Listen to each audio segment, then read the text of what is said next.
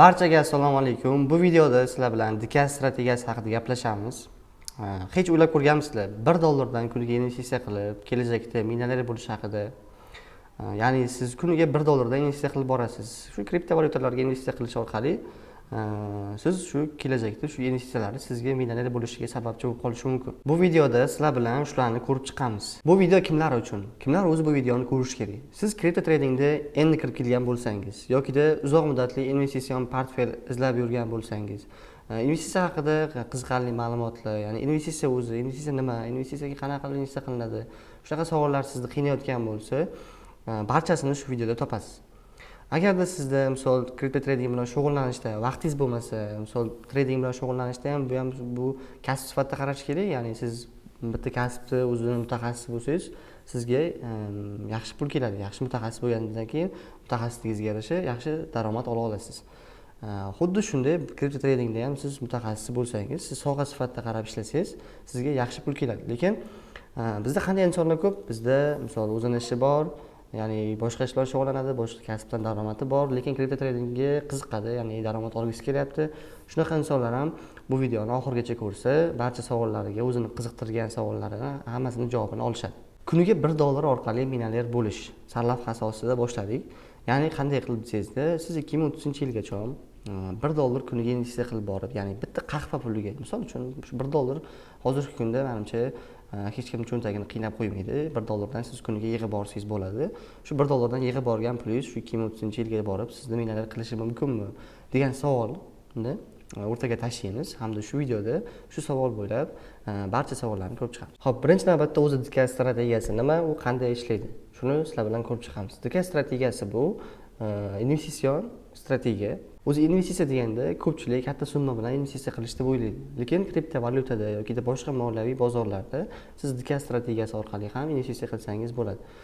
Misol uchun qanday desangiz, siz bitta vaqtni belgilaysiz, ya'ni misol 1 oy yokida har kun yokida haftasida shu misol har kunlik bo'lsa, siz kuniga qancha pul ajrata olasiz? Misol $1 deganim $1 hozirgi kunda adashmasam kurs narxi bilan 12 ming so'm, maksimum 13 ming so'm bo'ladi. Kuniga 12 ming so'm, 13 ming so'mdan siz investitsiya qilib borsangiz, ya'ni bu sizni intizomli inson sifatida tarbiyalaydi.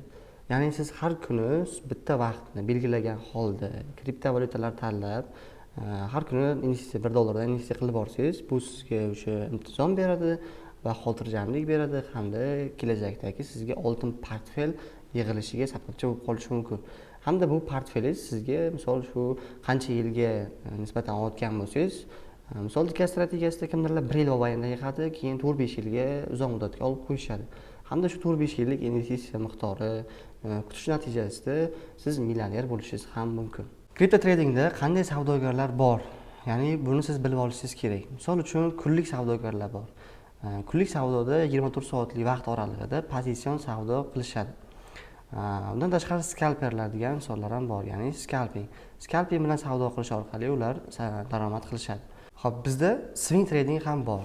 Ya'ni swing tradingda bir kundan oshiq bo'lgan savdolarni siz amalga oshirsangiz bo'ladi. Bir kundan oshiq bo'lgan savdo u o'sha pozitsion savdolaringiz bo'ladi.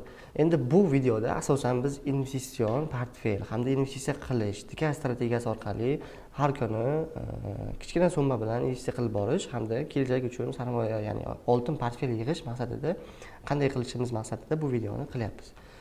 Bu video asosan shu investitsiyaga qiziqadigan insonlar uchun hamda shu investitsiya uchun katta kimdirlar o'ylaydi, investitsiya uchun katta miqdor kerak deb o'ylaydi. Lekin men sizga shu investitsiyaga katta miqdordagi pul kerak emasligini shu videoda isbotlab beraman. To'g'ri, o'zi traderlar, misol pozitsion traderlar, skalperlar ular har kuni ishlashadi, ya'ni har kuni ular daromadi bor. Ular o'sha har kuni ishlashmasa, ularga daromad kelmaydi. Investitsiyada esa bunda uzoq muddatli investitsiya bo'lgani uchun ham siz uzoq muddatli natijalarni ko'zlaysiz. Ya'ni uzoq muddat deganda 2 yil bo'lishi mumkin yoki 1 yil bo'lishi mumkin yoki 3 yil bo'lishi mumkin. Misol uchun men Instagramni kuzatadigan bo'lsanglar, Instagramda men har o'sha video chiqarganimda $10 challenge'im bor. Ya'ni men o'zim fundamental tahlil qilgan tangalarimni $10 dan sotib olaman. $10 dan sotib olaman. Maqsadim nima? Men bu tangalarni, shu Binance'dagi 300 dan ortiq tangalarni sotib olmoqchiman. Xo'p, menga qaysidir ya'ni Bitcoin'dagi natija beradigan bo'lsa, men o'sha 1 yil mobaynida kiritgan summamni bittagina sotib olgan coin'im o'zi chiqarib ketishi mumkin. Tasavvur qiling, 300 ta coin ichidan chiqishi mumkin emasmi? Bitcoinga o'xshagan. Chiqishi mumkin. Albatta, u endi risk qilganingizga yarasha sizga keladi baribir. Risk qilsangiz, risk qiling deganda endi hamma pul istiqoling demoqchi emasman. Orttirilgan pulni unga sarmoya kiritiladi. Misol, men o'sha day tradingdan yoki swing tradedan men daromad qilgan pulimni qanchalar miqdorini investitsiyaga ajrataman. Shu 10 dollardan yig'ib boraman. Xudo xolasa shu 1 yil mobaynida 10 dollardan yig'moqchiman. Ya'ni shu Binance'dagi tangalarni o'zim fundamental tahlil qilib, ya'ni joiz yoki nojoiz yo'llarga qarab, albatta nima ish bilan shug'ullanadi, kelajagi bormi degan narsalarni albatta oldinga qo'yib, ularni tekshirib, keyin sotib olyapman. Va shuni yig'moqchiman. Xudo xolasa 1 yilda bir 3000 yoki 3000 dan sal ko'proq pul ketar ekan. Endi men shu pulni misol risk qilishga tayyor bo'lgan pulimni men risk qilyapman. Shu 3000 dollar pulni men xudo xolasa 1 yil mobaynida 300 dan ortiq tangalarga yoki 3000 dan oshishi ham mumkin. Bu narsa shu 300 ta tanga yoki 300 dan sal o'tishi mumkin. Shu atrofida bo'ladi xudo xolasa. Endi 3000 dollar pulim menga qancha bo'lib qaytishi mumkin? Tasavvur qiling, misol 300 ta tangachidan shu Bitcoinga o'xshagan chiqib qolsa, 100 ming dollarga chiqib ketib qolsa, misol men 1 dollardan olgan tangam 100 ming dollarga chiqib ketib qolsa, bilib bo'lmaydi. Bunaqa tangalar ko'p chiqyapti hozirgi kunda. Ya'ni yaxshi natija beradigan tangalar ko'p chiqadi. O'shaning hisobiga men yutishim mumkin. Albatta endi baribir risk qilganingizga yarasha u daromadi ham shunga yarasha keladi. Xudo xolasa, meni ham maqsadim shu. Bu videoda ham men shu dikan strategiyasini sizlarga yoritib beraman. O'zimdan misol keltirdim. 10 dollarlik challenge'imni Instagram olib chiqadigan. Undan tashqari men oilaviy portfel dikan bor, ya'ni men oila a'zolarimga dikan orqali shu tokenlarni yig'ib boraman, kriptovalyutalarni yig'ib boraman. Shu ya'ni misol uchun o'zim 3 ta kriptovalyuta olaman, dadam 3 ta kriptovalyuta oladilar, akam olishlari mumkin. Shunaqa qilib yig'ib boryapmiz hozir ham. Unda qanaqa yig'yapman? Unda Bitget birjasida 1 dollardan olib bo'lmaydi, to'g'ri aytaman sizlarga. 1 dollardan emas, 1 dan olsanglar bo'ladi, lekin 1 yoki 1.05 lardan olsanglar bo'ladi. Shu miqdorda men har kuni o'zim 3 ta kriptovalyuta olaman. Misol 3 dollar, qisqacha aytganda 3 dollar o'zim olaman, 3 dollar dadam oladi, 3 dollar akam oladi. Endi dadam bilan akam nomidan o'zim olaman, lekin pulini ular berishadi. Ular misol har oylik men aytaman, shuncha pul tashlab beringizlar, shu bir oyda 1 dollardan olganda sizlarning shu tangalaringiz shuncha bo'lar ekan degan narsani aytaman. Ular menga kartamni tashlab berishadi. Hamda o'sha birjamga solamanda o'zim har kuni intizom bilan sotib olishni boshlayman. Hozirgi kunda o'sha oilaviy portfelimda kuniga 12 ta tanga yig'yapman 1 dollardan. Shu 12-13 dollarlarga yaqin bo'lishi mumkin. Komissiyalari o'sha 1.01, 1.02, 1.03 atrofida olishlarim hisobiga. Va bu portfelimni yig'ishdan ham maqsad shu oilaviy portfel qilish, shu 1 yil mobaynida yig'moqchiman. Shu 12 ta tangadan har kuni sotib olib, 1 yildan keyin bu tangalarni, mana shu kriptovalyutalarni men bu uzoq muddatga olib qo'yaman. 4 yilgami, 5 yilgami olib qo'ymoqchiman. Balki 10 yilga olib qo'yaman. Shu 5 yil ichida men bu tangalarga qaramayman. 5 yildan keyin agar menga pul zarar bo'lib qolsa, endi bilib bo'lmaydi. Misol men daromadim 5 yildan keyin qanaqa bo'ladi, qanaqa pul keladi menga, u narsani men bilmayman. O'shaning uchun hozir bilan yashang, kelajakka bir nazar solib qo'ying degan motivatsiya bilan men yashayman va shu kelajagim uchun bir nazar solib qo'ygan holda shu investitsion portfellarni yig'ib bormoqdaman. Shu oilaviy portfelimni, undan tashqari o'zimning portfelim 10 dollarlik portfelimni 25 yoshimgacha xudo xolasa 5 yil muddatda hozirda 21 ga to'ldim, xudo xolasa 25 yoshimda shu portfellarni sotmoqchiman, ya'ni portfelimni ochib qaramoqchiman. Hozir 1 yil mobaynida yig'ish menda, keyin shu 25 yoshimda portfelimni qarayman, ya'ni menda qanaqa natija bergan. Agar menga pul zarur bo'lmasa, ketdi yana 5 yilga men tangalarni nima deydi, uzoq muddatli investitsiya sifatida olib qo'yaraman. Agar ichida yaxshi natija berganlari bo'lsa, balki sotib o'zimning ehtiyojlarim uchun ishlatishim mumkin. Ya'ni oilaviy portfelimda maqsadim shunaqa. Xudo xolasa uni ham 1 yil mobaynida yig'moqchiman va 5 yildan keyin ularga shu xarajatlarim agar kerak bo'lsa, pul zarur bo'lib qolsa, 5 yildan keyin misol olib men o'zimning xarajatlarimni ishlatishim mumkin. O'zimni yoki shu oilaviy xarajatlarimni ishlatishim mumkin. Xo'p, shu dikan strategiyasi sizga shu tarzda ishlaydi.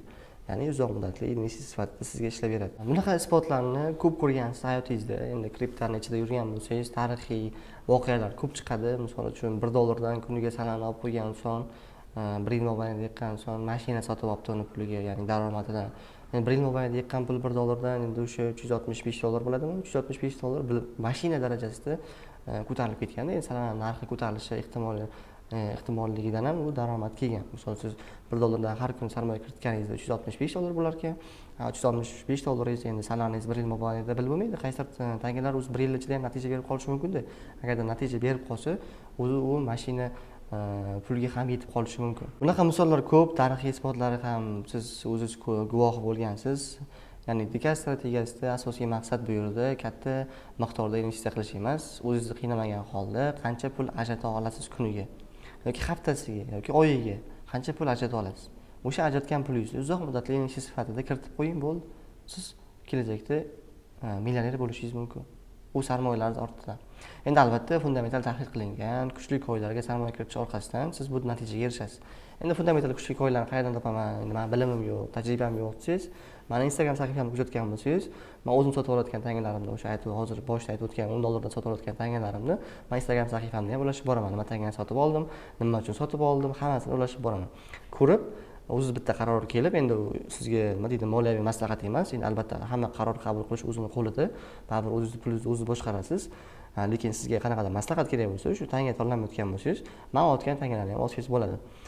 Video oxirida o'sha men Xudo xohlasa $1 dan yig'ayotgan Dikast strategiyamga, ya'ni 12 ta tangamni, nima 12 qanaqa 12 ta tanga yig'ayotganimni ham aytib o'taman. $10 dan yig'ayotgan tangalarimni Instagramimdan ko'rib olsangiz bo'ladi, qanaqa tangalarni yig'ayotganimni. Endi Dikast strategiyasida narxga qaramasdan sotib olasiz. Chunki siz uzoq muddatga bu tangani sotib olyapsiz. Bu tangani siz narxga qaramasdan har kuni agarda bitta vaqt belgilasangiz, undan ham har kuni bitta vaqt belgilang, o'sha vaqtga kirib siz sotib oling. To'g'ri, endi sizda boshqa ishingiz bo'lishi mumkin, vaqtingiz bo'lmasligi mumkin. Endi o'sha vaqtingizga qarab uni to'g'rilaysiz. O'sha ya'ni ajrata oladigan pulingizga qarab, qachon pul ajrata olasiz, kunlik ajrata olamanmi yoki haftalik ajrata olamanmi, oylik ajrata olamanmi, o'sha narsani birinchi bilib olishingiz kerak bo'ladi. Keyin qachon vaqtim bo'ladi, misol bunga men bir kirib olib qo'yishga, birjani ichiga kirib pul tashlab, bu narsalarga vaqt ketadi-da. O'shaning uchun endi men maslahat berardim, endi kunlik har kuni $1 dan tashlab borish komissiyalar yeb qo'yadi. O'shaning uchun misol agenda siz bir haftalik olasizmi, kunlik olasizmi, oylik olasizmi, o'shani hisob kitobini qiling-da. Misol men oyiga shuncha pul ajratdim, shuncha pul ajrata olaman degan narsani o'zingizga bering-da. O'sha oyiga bitta o'sha pulni tiqib qo'ying. Uni keyin bo'lib olavering. Bu pulga tegmang lekin. O'sha pul tursin. Misol $300 pul bormi? O'sha $300 pul tursin, hisobingizga tashlab qo'ying. O'sha pulni har kuni taqsimlangan holda, misol $1 dan bo'lsa, har kuni $1 dan bitta vaqtda sotib olishni davom ettiring. Qisqacha aytganda, Dikast strategiyasi shu katta miqdorda investitsiya qilish emas, ya'ni kichik summa bilan ham shu investitsiya qilishni, ya'ni kelajakda shu 4-5 yillik kelayotgan yillarda sizga yaxshi natija berishini men aytib o'tmoqchi edim. Siz agar rostdan ham investitsiya qilishga qiziqayotgan bo'lsangiz, bu Dikast strategiyasi sizga juda ham mos keladi. O'zingizni qiynamasdan har kuni bitta summani belgilab oling, har kuni yoki har hafta. Ya'ni o'zingizga bog'liq, o'sha topayotgan pulingizga, vaqt ajratadigan vaqtingizga bog'liq, o'sha vaqtingizga, sarmoyangizga qarab, o'zingizga bitta vaqt belgilab, o'sha vaqtda sotib olaversangiz va bu ishni 1 yil mobaynida qiling. Agar nima deydi, pulingizni orttira olsangiz, davom ettiravering uni, yig'avering Dikast strategiyaga qarab. Misol siz 1 yil mobaynida bitta tanga yig'dingizmi, ikkinchi yil boshqa tanga yig'ing. 3-yil boshqa tanga yig'ing. Agar sizda sarmoya kattaroq bo'lsa, har kuni bitta emas, 3 ta yoki 4 ta olaman desangiz, unda 1 yil mobaynida 3-4 tasini yig'ingda, keyingi yil shu 3-4 tasini yig'ib bo'lganingizdan keyin uni hamyoningizga o'tkazib qo'yingda, keyin yana boshqa 3-4 ta yig'ishni boshlang. Bilib bo'lmaydi, shu 1 yil mobaynida ham 3-4 ta yig'ayotgan tangangiz natija berib qolishi mumkin. Kichik summa bilan qilingan investitsiya ham sizga yaxshi natija olib kelishi mumkin. Asosiysi bu yoqda intizom bilan kuta olish, sabr bilan uzoq muddatga investitsiya qilishingiz sizga Xudo xohlasa yaxshi natija beradi. Afzalliklari shu narx tushsa ham olasiz, narx ko'tarilsa ham olasiz, chunki siz har kuni olganingiz hisobiga qaysidir kuni narx balandda bo'lishi mumkin, qaysidir kuni narx pastda bo'lishi mumkin. Umumiy olib hisoblaganda, ya'ni 1 yil mobaynida yig'ib bo'lganingizdan keyin o'rtacha narxini hisoblaganingizda baribir siz yuta olasiz. Chunki siz qaysidir kuni balandda olasiz, qaysidir kuni juda ham past narxda olasiz. O'shani hisobiga siz umumiy o'rtacha narxida yutib ketasiz. Psixologiyangizga hech qanaqa ta'siri yo'q, chunki siz kichkina summadan har kuni intizom bilan investitsiya qilib borganingiz hisobiga siz u narsaga e'tibor qilmaysiz. Chunki narxga qaramaysiz. Siz hozir ko'tarilishini kutmayapsiz. Siz bu narsani uzoq muddat uchun qilyapsiz. Uzoq muddatga, ya'ni 4-5 yildan keyin menga yaxshi natija beradi degan maqsadda qilib turibsizmi? Unda siz psixologiyangizga juda ta'sir qilmaydi. Agar siz kunlik ishlab turgan bo'lsangiz yoki skalping qilib turgan bo'lsangiz, unda lekin psixologiya anchagina kerak. Asosiysi bu yerda hissiyotlar yutqazadi, matematika esa yutadi. Matematika deganda o'sha hisob kitoblari o'rtacha narx sotib olishingiz va kelajakda sizga keladigan daromadingiz. Men sizga video oxirida portfel beraman degandim. ya'ni portfel 2026-yil 2030-yilgacha xudo xohlasa sizga yaxshi natija berishi mumkin bo'lgan o'zim yig'ayotgan tangalarimni ro'yxatini man bu yoqqa chiqarib qo'yaman. Endi bu sizga moliya maslahat emas, baribir o'zingizdan bitta o'rganib chiqing. Men endi fundamental tahlil qilib o'rganman bu tangalarni o'zim uchun, ya'ni o'zim risk qilishga tayyorman bu tangalarga, o'shaning uchun sotib olyapman. $10 challenge'ning videolarini shu Instagramdan ko'rib olaverasizlar. Bu boyagi oilaviy portfelim degandim. Shu oilaviy portfel yig'ib turgan portfelimni yig'ayotgan tangalarim ro'yxati. O'zlaring shu bitta o'rganib chiqib, qaror qabul qilib, keyin sotib olish boshlasangiz bo'ladi. Endi agar haqiqatan dikkat strategiyasi qilaman, shu zamodatga pul yig'ib qo'yaman, investitsiya qilaman degan maqsadda bu videoni ko'rib turgan bo'lsanglar. Maqsad bu yerda shu 2030-yilgacha top 10 talikka kiradigan loyihalarni ushlab olish. Ya'ni misol uchun Bitcoin ham qaysidir yili $1 bo'lgan, $10 bo'lgan, sentlar bo'lgan vaqtlari ham bo'lgan. Hozir shunaqa tangalar ham bor. Demoqchi bo'lganim $1 tangalar hammasi oling demoqchi emasman. Endi albatta fundamental tahlil qilish kerak u narsani. Endi baribir o'zingizning kutuvlaringiz bo'ladi. Endi baribir misol 2030-yilgacha kutuv, mana ham o'zim kutuvim bor, mana shuncha bo'lishi mumkin degan narsalarni kutib o'ylaysiz baribir analizlaringiz bilan. Endi baribir u narsani o'sha risk qilganingizdan keyin o'sha vaqt kelgan vaqtda bilasiz, ya'ni natija berdimi, bermadim. To'g'ri qaror qabul qilganmisiz yoki yo'q. Men endi qaror qabul qilib bo'ldim, ya'ni olishni boshlaganman. Uning natijasini o'sha yig'ib bo'lganimdan keyin, ya'ni menga natija bergan vaqtni bilaman, endi 4-5 yildan keyin bilaman. Endi siz ham o'sha bitta o'rganib chiqib, agar bu tangalarni olmoqchi bo'lsangiz o'rganib chiqib keyin qilsangiz bo'ladi, yoki o'zingiz ishongan fundamental tahlil qilgan yaxshi ko'rlaringiz bo'lsa, bemalol o'sha tangalarga sarmoya kiritib borsangiz bo'ladi. Asosiysi bu yerda o'zingizni qiynamaslik, ya'ni kichkina summa bilan har kuni intizom bilan sarmoya kiritib borish. Menimcha bu video sizga tushunarli bo'ldi deb o'ylayman hamda manfaatli bo'ldi deb o'ylayman, chunki dikkat strategiyasiga ko'pchilik qiziqadi, ko'pchilik tushunmaydi investitsiya deganda, har xil fikrlar bo'ladi. Endi o'sha fikrlaringiz ozroq o'zgargan bo'lsa ham men xursandman, ya'ni bu videoni ko'rib sizni fikringiz investitsiyaga nisbatan fikringiz o'zgargan bo'lsa, men juda ham xursand bo'laman. Bu kriptovalyutaning bir qismi edi, ya'ni kichkinagina qismi dikkat strategiyasi, ya'ni bu ham bitta mavzu, bir kunlik mavzu desa ham bo'ladi. Men sizga shu bitta videoda qo'limdan kelgancha ma'lumot berishga harakat qildim. Endi agarda siz yana ham ma'lumot olmoqchi bo'lsangiz, ya'ni o'qimoqchi bo'lsangiz, bilim olmoqchi bo'lsangiz, bizda Ustoz internetni offlayn hamda onlayn ta'limi mavjud. Offlayn ta'limni o'qimoqchi bo'lganlar uchun bizda Toshkent shahrida ofisimiz bor. Agarda sizga ta'limimiz qiziq bo'lsa, pastda men opsioniyada Telegram adminimizda linklarni qoldirib qo'yaman. O'tib admin bilan gaplashib, to'liqroq batafsil ma'lumot olmoqchi bo'lsanglar bo'ladi, ya'ni shu ta'lim haqida, offlayn ta'lim haqida o'qimoqchi bo'lsanglar. Endi maslahatim baribir bilim olganlaring yaxshi. Agarda siz investitsiya qilib turgan bo'lsanglar, bemalol shu dikkat strategiyasi bo'yicha ketaveringlar, ya'ni ham to'liqroq ma'lumot olinglar. Yana ham batafsil ma'lumot izlanib, dikkat strategiyasiga qiziqib turgan bo'lsanglar, shu dikkat strategiyasini o'zidan, ya'ni investitsiya portfeliga yig'ib ketaversanglar bo'ladi. Lekin siz mana kunlik ishlayman yoki scalping qilaman, swing trade qilaman, shularga qiziqyapman desanglar, bizani offlayn ta'limimizga kelib o'qib, xudo xohlasa biliminglarni yana ham rivojlantirib olsanglar bo'ladi, ya'ni ko'tarib olsanglar bo'ladi. Kelinglar, biz shu yerda bo'lamiz, sizlarni kutamiz. Bu video sizlarga foydali bo'lgan bo'lsa, layklarni ayamay qo'yasizlar. Video sizga foydali bo'lgan bo'lsa, bizani YouTube sahifamizga, Instagram sahifamizga, Telegram sahifamizga obuna bo'lib qo'ying. Barcha sahifalarimizga sizlar uchun foydali kontentlar qilishda davom etamiz. Keyingi darslik nima haqida bo'lsin, izohlarda yozib qoldiring. Video sizga foydali bo'lgan bo'lsa, videoga layk bosib qo'ying. Sog' bo'linglar, salomat bo'linglar do'stlar.